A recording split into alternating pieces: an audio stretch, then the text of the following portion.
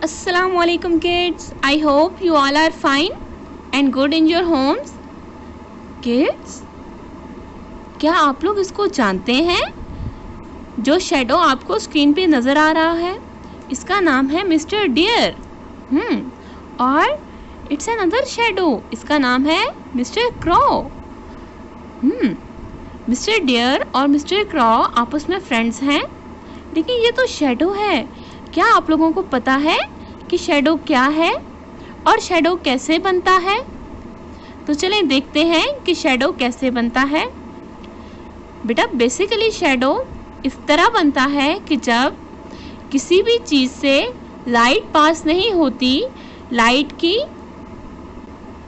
के रास्ते में कोई भी चीज़ आ जाए तो उसका शेडो पेपर पे या वॉल पे बन जाता है। फॉर एग्जाम्पल देखें, लाइट डायरेक्ट पेपर पे लग रही है, लेकिन पेपर और लाइट के दरमियान में हैंड है, तो हैंड का शेडो पेपर पे बन रहा है। शेडो बेटा उन चीज़ों का होता है जिनको हम लोग देख सकते हैं, या वो चीज़ें जो लाइट के रास्ते में आती हैं या जिनसे लाइट पास नहीं होती, जिनकी बॉडी से लाइट पास नहीं होती, शेडो उनका बनता है। लेकिन कुछ ऐसी भी चीज़ें हैं जिनकी बॉडी से लाइट पास हो जाती है। फॉर एग्जांपल वाटर, एयर, इनकी बॉडी से लाइट पास हो जाती है तो इनका शेडो हमें नज़र नहीं आता। शेडो एक से ज़्यादा भी हो सकता है। वो कैसे? वो ऐसे कि जितनी नंबर ऑफ लाइट्स होंगी इतने ही शेडो हमें वॉल पे या हमें ऑपोजिट साइड पे इतने ही शेडो मिलेंगे। जितनी नंबर ऑफ लाइट्स एक बॉडी पे पड़ेंगी इतने ही शेडो हमें वॉल पे या ऑपोजिट साइड पे मिलेंगे।